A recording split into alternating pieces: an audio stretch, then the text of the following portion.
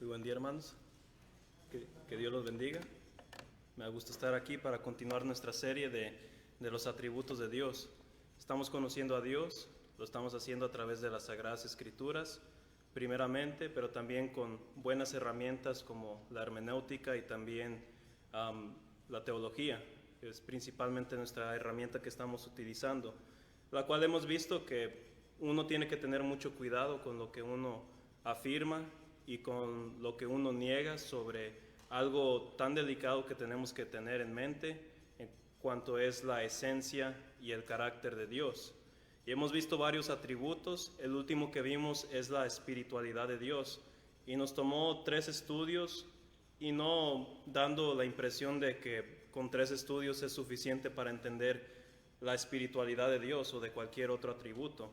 Toma toda la vida, es lo que me estoy dando cuenta. Toma mucho tiempo para entender más y más sobre la perfección de Dios, su perfección moral, su perfección ética, su perfección en cuanto a su esencia, que no hay nada que se puede comparar con Él, nada materialístico, nada que es mentalmente concebido, no hay nada que se compare con nuestro Dios. Él es el gran yo soy, Él es el gran creador, la causa de todo lo que existe, visible e invisible, y esa causa que por sí mismo no tiene causa.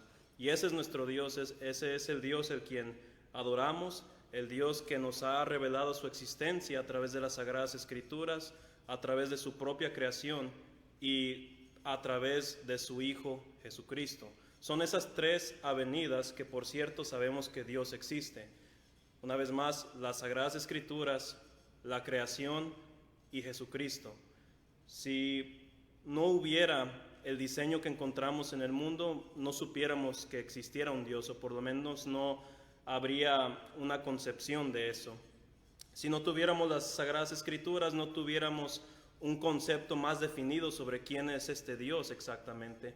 Y si no tuviéramos a Jesucristo en cuanto a su resurrección, no sabríamos que el Dios de la Biblia es el único Dios vivo y verdadero. Y todo esto Dios nos revela y nos da en su gracia el conocimiento necesario para refutar cualquier doctrina que nos puede llevar a la perdición. Y ahora Dios nos ha guiado a través de su consejo, de su sabiduría, en este preciso momento a estudiar sobre un atributo tan importante de Él que creo que todos conocemos o que hemos oído en parte, el cual es su infinidad. En otras palabras, Dios es infinito. Esta descripción de Dios no lo vamos a encontrar en la Biblia. Ya he dado mi opinión sobre términos extrabíblicos y este es uno de ellos. No se va a hallar la declaración Dios es infinito en ningún versículo de la Biblia, pero la enseñanza es bíblica y ya veremos por qué. La infinidad de Dios en lo que conocemos es bíblico cuando uno toma en cuenta los múltiples versículos que aluden a esta perfección de Dios, pero más que nada empezó filosóficamente. Y antes de que quizá estemos un poco nerviosos con lo que voy a decir sobre cuando mencioné filosóficamente, voy a explicar el por qué se dio a cabo esto. Antes de que Cristo naciera, creo que todos hemos oído sobre el periodo intertestamental, donde ocurrieron muchísimas cosas en esos 400 años, tanto culturalmente como filosóficamente. Hubo muchas guerras, hubo muchas conquistas, hubo muchos cambios en el mundo antiguo. En ese entonces, cuando la cultura griega estaba creciendo más y más, empezaron a cambiar las ideas.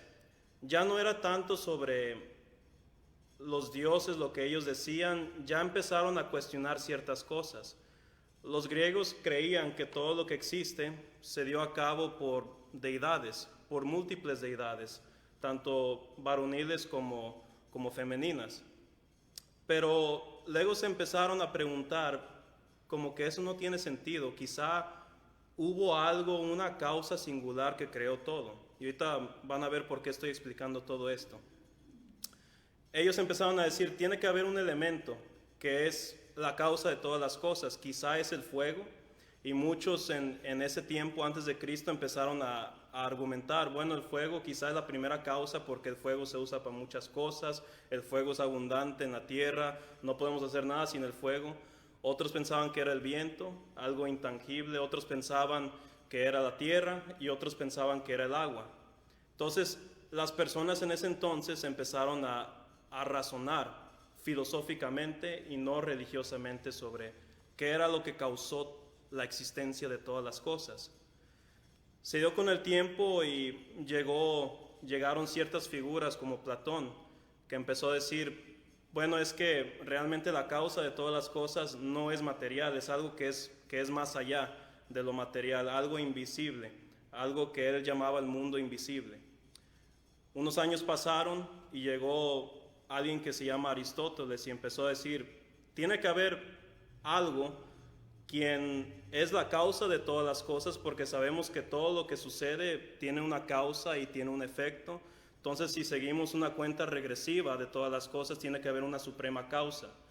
Y él empezaba a decir quizá un Dios singular. Entonces, iban más allá de lo que era el mundo religioso en cuanto a lo material. Pasaron ciertos años y más filosofías surgieron, más cosmovisiones surgieron sobre qué era lo que pudo haber creado todas las cosas. Y se hizo más predominante el hecho de que tuvo que haber sido algo que no era finito, algo que no era similar a lo que vemos aquí, algo que está encadenado al tiempo, algo que no está encadenado a las dimensiones de la Tierra o del universo, algo más allá de eso, algo infinito. Unos griegos lo empezaron a llamar el logos, o como dice Juan, el verbo, y otros tuvieron otras ideas. Cuando Pablo, en Hechos capítulo 17, está discutiendo con un grupo de filósofos estoicos y epicureos, ellos mismos tenían estas ideas, pero muy controversiales, muy contradictorias. Ellos afirmaban ciertas cosas sobre lo que estoy mencionando, de que la primera causa de todas las cosas tuvo que haber sido algo infinito, pero sus creencias y su ortopráctica no iban en similitud con lo que ellos afirmaban. Y es por eso que Pablo en Hechos 17 empieza a dar la explicación adecuada, de que es que al Dios no conocido, que afirman ciertas cosas como en el que en Él vivimos y somos, etcétera, no puede ser reducido a algo material como el oro, la plata o algo así, porque esa causa suprema, ese Dios al quien ustedes están filosóficamente razonando en su existencia, no puede ser finito, tiene que ser infinito. Y ahorita voy a explicar qué significa precisamente la infinidad. Con el tiempo, más gentiles empezaron a unirse a la iglesia de Cristo y ellos tenían todos estos conceptos de la infinidad y sobre trascendencia y todo eso, y empezaron a razonar teológicamente en lo que decía la Biblia. Tomaban pasajes como los discursos de Salomón, como los pasajes de Génesis, y veían de que Dios es más allá que lo natural que vemos en el mundo, las ocurrencias que suceden en el universo. ¿Cómo describimos esto? Bueno, algunos decían infinitud o infinidad. Entonces se surgió la teología y empezaron a utilizar esto, este término no para reemplazar la Biblia, sino para dar una explicación. Y por 2000 años se ha afirmado lo mismo. Nosotros confesamos la infinidad de Dios, aunque no está en la Biblia, porque es bíblico. Y ahorita vamos a dar la evidencia bíblica sobre eso. De hecho, 2 himnos que cantamos alude a eso, lo que es la infinidad de Dios.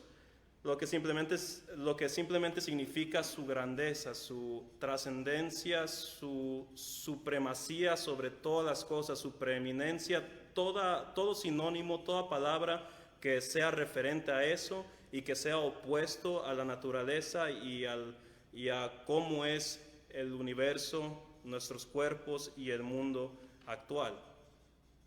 Ahora, como cualquier atributo de Dios, Su infinidad es una enseñanza muy compleja, abarca mucho, tanto que es usado como una categoría para alistar otros atributos de Dios. Pero en un momento, como dije, veremos a lo que me refiero aquí. Primero lo primero, ¿qué es la infinidad de Dios? Lean conmigo si son tan amables. Número 1, la infinidad de Dios simplemente significa que su esencia no tiene límites. Eso es lo primero que tenemos que entender sobre este atributo, de que Dios simplemente no tiene límites. Él es espíritu, ya vimos que abarca eso. Él es gloriosamente santo, que es parte de esto, y creo que ya todos nosotros estamos conectando lo que hemos estudiado en los estudios pasados. Dios es ilimitado en sus perfecciones. Él es amor sin límite. Él es bueno sin límite. Él es perfecto sin límite. Esto es lo que significa la infinidad de Dios. Ahora, número 2, la infinidad de Dios alude a su perfección, porque lo opuesto a ser infinito es ser finito, el cual implica el ser finito tener límites. Y el tener límites denota imperfección. Nosotros, por ejemplo, somos criaturas finitas, y no finas en la manera en cómo nos vestimos. En el sentido en que lo estoy usando es limitado. Nosotros, por ejemplo, no podemos estar en más de un lugar a la vez, no somos omnipresentes, somos limitados en cuanto a nuestras dimensiones, porque somos finitos, no somos infinitos como Dios. Nosotros somos finitos en el sentido del tiempo. Nosotros nomás podemos vivir en el presente hasta donde Dios nos permite vivir. No podemos regresar al pasado, no podemos estar presente en el pasado y presente en el presente, o estar presente en el presente y presente en el futuro, etc. Porque somos finitos, y solo Dios, quien es infinito, quien no tiene límites temporales, es omnipresente tanto en dimensión como en tiempo. Ese es nuestro Dios, ese es el Dios a quien adoramos, a quien le oramos, a quien estudiamos sus sagradas escrituras. No tiene límites Dios, nosotros tenemos y bastantes. Número 3, la infinidad de Dios es sinónimo a lo que ya hemos explicado varias veces, a la trascendencia. Y ambos términos realmente representan la majestad y la gloria que solo le pertenece a Dios. Desde el principio hasta el fin de la Biblia, esto nos enseña las Escrituras. Dios es majestuoso, Dios merece adoración porque Él es infinito, Él es completamente santo, Él es perfecto, Él es el creador de todas las cosas, etc. A esto alude la infinidad de Dios también. Te lo dice indirectamente en las Sagradas Escrituras. Y número 4, y no lo tengo aquí, pero lo voy a leer. La infinidad de Dios afirma el monoteísmo y excluye el ateísmo también.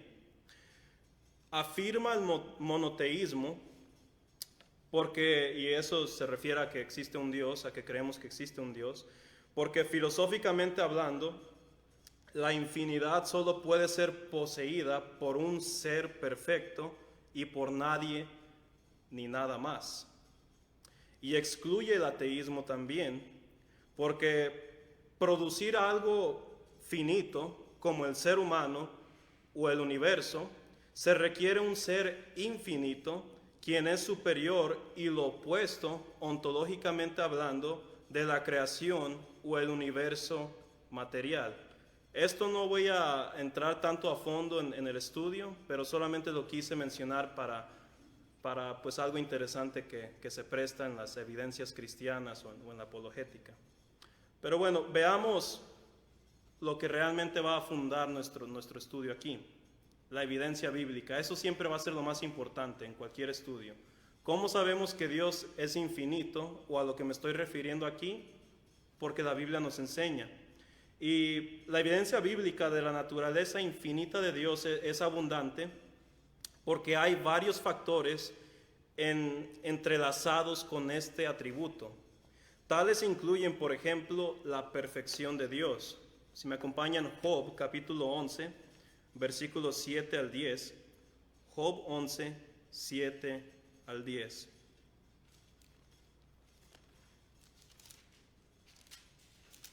Entonces, mientras lo buscan, siempre me gusta repetir un poco lo que he dicho.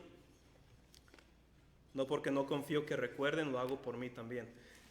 Lo que he dicho es que la infinidad de Dios no está directamente enseñada en la Biblia, pero el concepto, la definición de la infinidad está en la Biblia y lo describe en varias maneras. Y ahorita estamos viendo en cuanto a la perfección de Dios, algo que se repite numerosas veces en el libro de Job. En Job nos enseñan dos cosas principales, teológicamente hablando, la causa del sufrimiento o la explicación del sufrimiento, y dos, la naturaleza de Dios. Se habla mucho de quién es Dios y cómo es Él aquí en las Sagradas Escrituras, en Job. Pero aquí a lo que estamos viendo es la perfección de Dios, que está pues muy conectada con la infinidad de Dios. Y aquí nos dice el pasaje, Job 11, 17 al 10, ¿descubrirás tú los secretos de Dios? ¿Llegarás tú a la perfección del Todopoderoso? Es más alta que los cielos. ¿Qué harás? Es más profunda que el Seol. ¿Cómo la conocerás? Su dimensión es más extensa que la tierra y más ancha que el mar. ¿Qué está diciendo aquí el amigo de Job, Sofar? Está diciendo, Dios es inmenso, es infinito.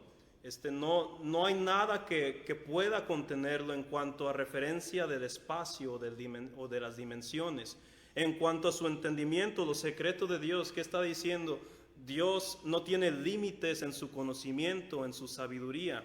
Dios es infinito en toda perfección concebible que Él pueda tener. Es más profundo que el Seol, su dimensión es más extensa que la tierra y la tierra es bastante grande. Sabemos eso perfectamente. Esta es la perfección de Dios. Dios es infinito, sabemos, por su eternidad. Vamos a Salmo capítulo 90, versículo 2. Salmo 90, versículo 2.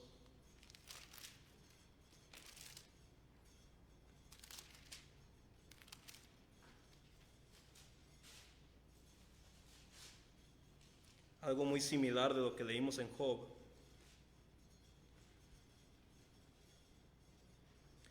Aquí nos enseña, antes de que existiera algo, usted ya existía, Dios. Dice, antes que naciesen los montes, o antes de que se formara la tierra, y formase la tierra y el mundo, desde el siglo y hasta el siglo, tú eres Dios. ¿Cómo podía el salmista describir la eternidad? Él escoge, y claro, es inspirado, pero Dios le daba a sus escritores la libertad de expresarse. Sabemos eso por pues, los diferentes estilos en cada libro que encontramos, pero el salmista está diciendo, Dios es eterno, pero ¿cómo lo describo tanto poéticamente como algo que pueda ser entendible? De siglo a siglo, o sea, desde el principio al fin, de que antes de que existiera el tiempo o de que el mundo tuviera un comienzo, Dios ya estaba, o sea, ya existía Dios. Y eso es fascinante porque, una vez más, indirectamente alude a la infinidad de Dios. En otras palabras, Dios no tiene límites temporales en cuestiones del tiempo. Dios no lo puedes limitar al pasado, al presente o al futuro, porque Él es trascendente, porque Él es infinito, y antes de que existiera incluso el tiempo, ya existía Dios, porque Él es eterno, y una vez más, la eternidad es algo que solamente es aplicable a la infinidad. ¿Cómo vamos, hermanos? ¿Vamos bien? Los noto muy atentos. Gracias por su atención, hermanos. Que Dios los bendiga. Continuamos y vamos a lo que mencionaba hace rato sobre Salomón. Vamos a ver su inmensidad. Primera de Reyes, capítulo 8, versículo 27. Vamos al primer libro de Reyes. Vamos hacia atrás. Capítulo 8, versículo 27. Si no me equivoco, aquí Salomón se detiene un poco. Ya se estaba completando aquí el templo que su padre David quería construir, pero no le tocó hacerlo y quiso que su hijo lo hiciera, y su hijo está tomando ventaja de las riquezas de Israel. Y ya cuando se va a completar esta obra inmensa, y me refiero a esta palabra de inmensa porque era algo enorme lo que se estaba construyendo en cuanto al templo y los otros factores de arquitectura que Salomón le había añadido a este edificio enorme. Está viendo toda la obra y es inmensa, pero aún así se queda corto en decir, yo veo esto grande, pero usted, Dios, es mucho más grande que esto, y casi es ofensivo pensar que esto podría ser una casa para usted. Pero dice aquí Salomón, 1 Reyes 8:27, dice, pero ¿es verdad que Dios morará sobre la tierra? He aquí que los cielos de los cielos, o sea, aquello que ni puedo ver, no te pueden contener. Cuánto menos esta casa que yo he edificado. Ahora, sabemos que Dios le permitió esto a Salomón no porque pues iba a vivir Dios ahí. Eso es imposible, porque una vez más Dios no es limitado conforme al espacio o a las dimensiones, como a un edificio como este. No podemos contener la esencia de Dios en un lugar así, o incluso en el lugar más grande del mundo. Y eso era lo que el mundo antiguo pensaba cuando hacían edificios enormes como los de Zeus o como cualquier otra deidad. De hecho, a ese sermón que le referían en Hechos capítulo 17, donde estaba Pablo exactamente, según los eruditos, ahí se veía muy fácilmente los templos de otras deidades. Eran estructuras así enormes, eran maravillas del mundo.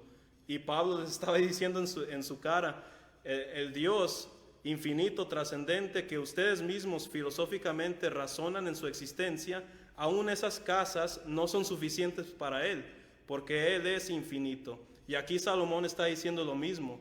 Usted, Dios, es inmenso, es grande, es majestuoso, y este templo no es suficiente para su esencia. Y ese es, una vez más, el Dios a quien adoramos, queridos hermanos. Dios es inmenso, Dios es perfecto, Dios es eterno, porque Él es infinito. Ese es el fundamento bíblico en cuanto a esto. Vamos a leer un texto más. Estoy mencionando mucho el sermón de Pablo. Vamos a leer una porción. Hechos 17, versículos 27 al 28. Hechos 17, 27 al 28.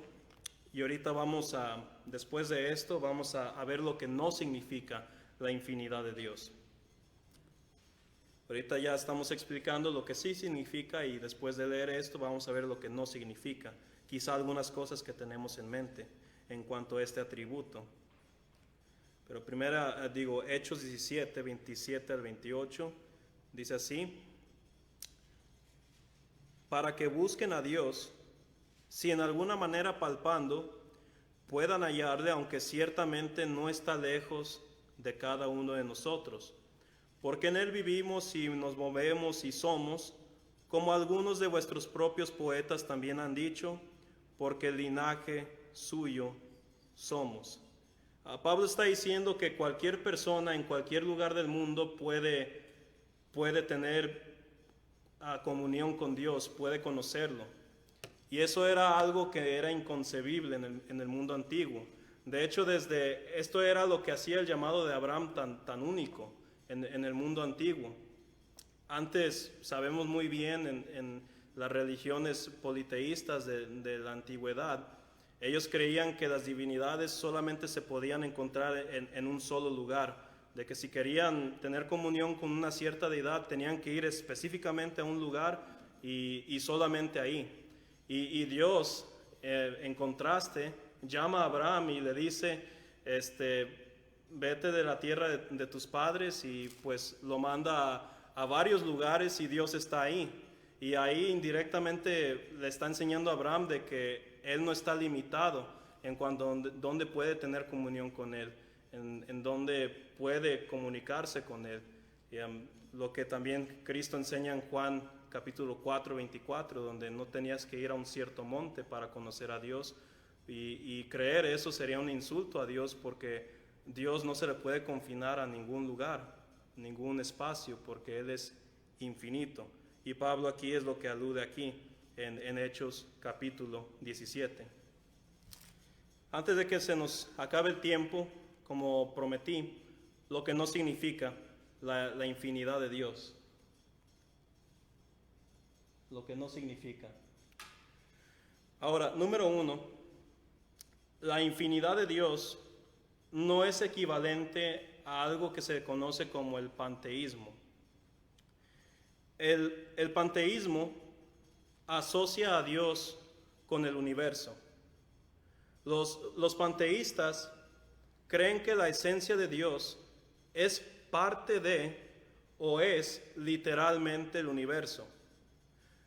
Dado que los panteístas a veces consideran el universo como una manifestación de Dios, cuando tales consideran la doctrina de la infinidad de Dios, inmediatamente lo ven como una confirmación de su creencia. Pero esto se debe a que tales personas consideran la infinidad de Dios como una extensión física de la esencia de Dios a través del universo. Eso es lo que muchas personas creen cuando se menciona la infinidad de Dios, de que Dios está estirado o está estirado a través del universo.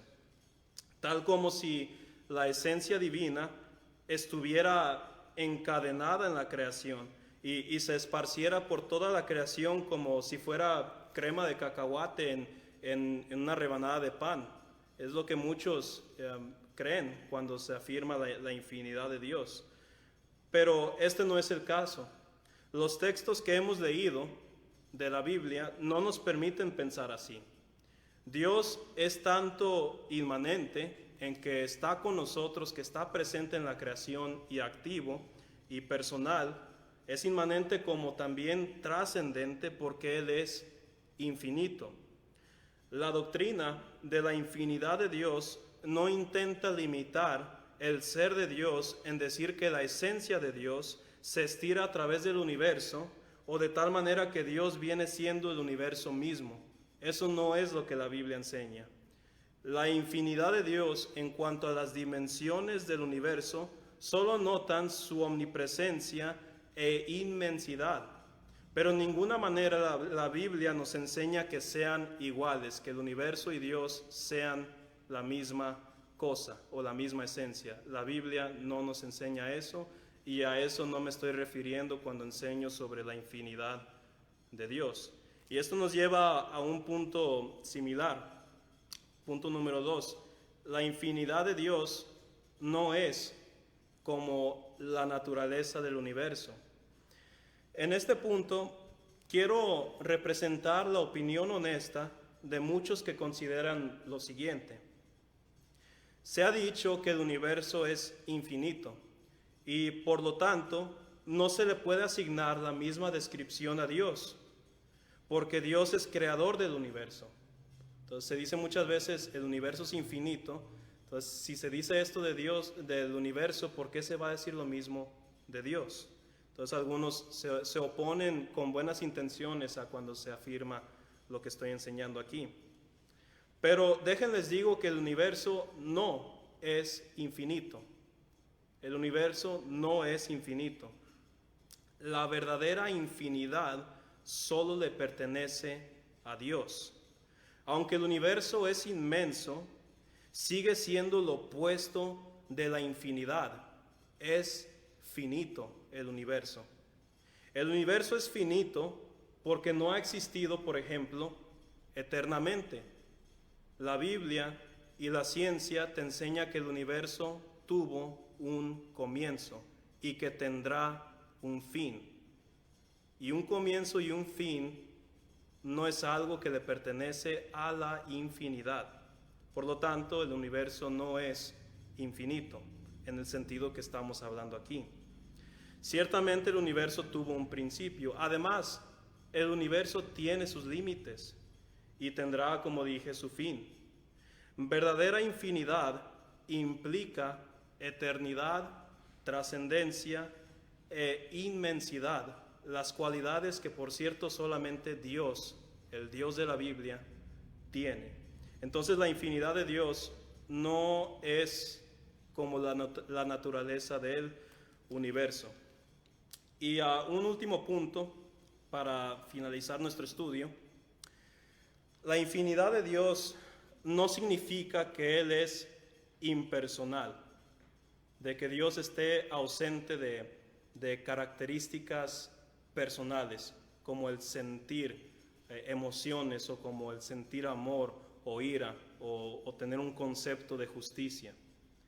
Y a lo mejor no es algo que podemos estar pensando casualmente, pero hace mucho tiempo era de debate, de que se creía que si se afirmaba la infinidad de Dios, no podías a la misma vez afirmar la personalidad de Dios.